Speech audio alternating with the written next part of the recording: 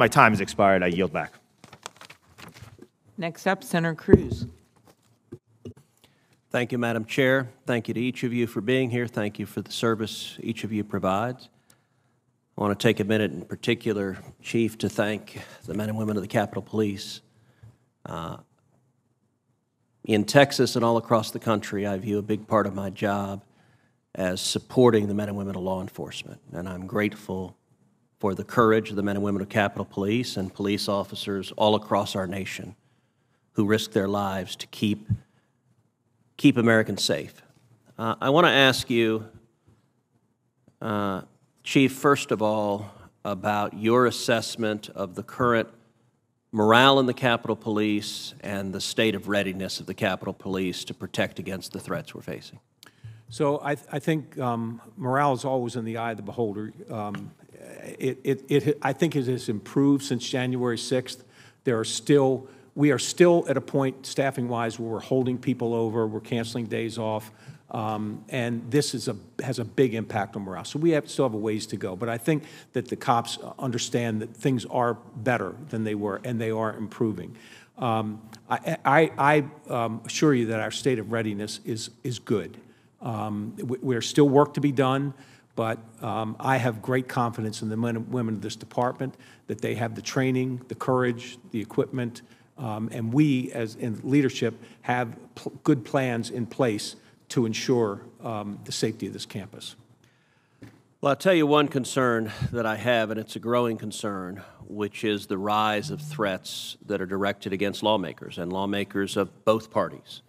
We have seen an explosion of threats of violence against members of both parties. According to CBS News, Capitol Police investigated 7,500 cases of potential threats against lawmakers in 2022 alone.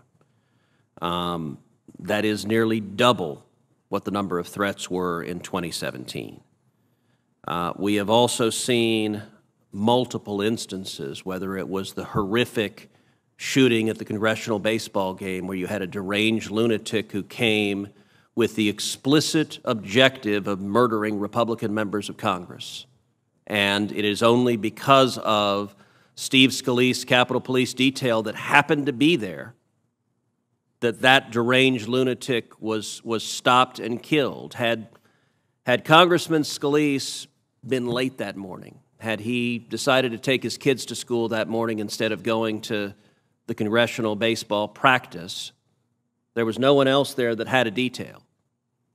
And had Steve Scalise not been there that morning, the outcome of that morning likely would have been 2 dead senators and a dozen or more dead House members shot defenselessly in a bullpen in Northern Virginia.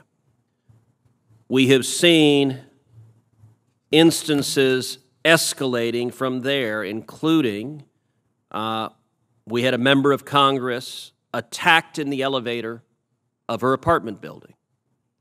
We had, tragically, a Senate staffer repeatedly stabbed in broad daylight here in Washington, D.C., just a couple of blocks from this hearing room.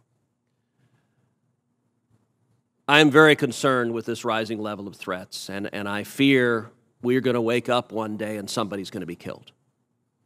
On either side of the aisle, the number of lunatics who are seeking to do harm is growing. And so I want to ask you,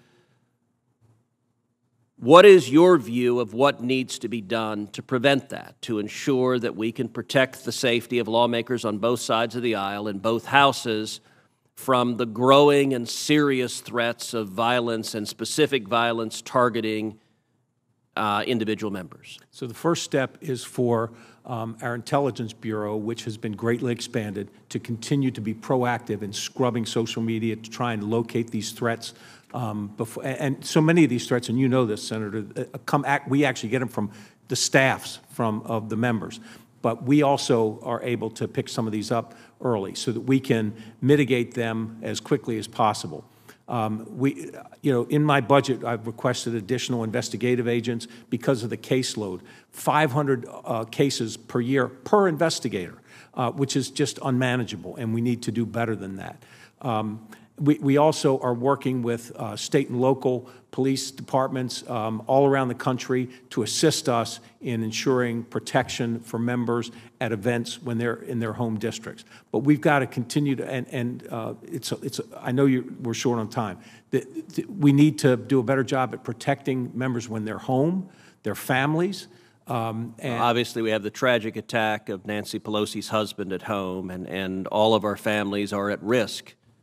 And we had a congressman whose staff was attacked by a baseball bat-wielding man just a couple months ago. So we've got to make sure that we've got security measures in place in home district offices, in homes, so that it raises everybody's level of security. Well, I'm working in a bipartisan way with Chairman Klobuchar, who is very concerned about this issue as well, and we're working on a Member Protection Act that would help enhance resources available to keep members and our families safe. And I hope with each of you here that you will work with us to try to address this problem so that we can address it proactively on the front end rather than being confronted with tragedy on the back end. We're committed to do that, sir. Thank you. For purposes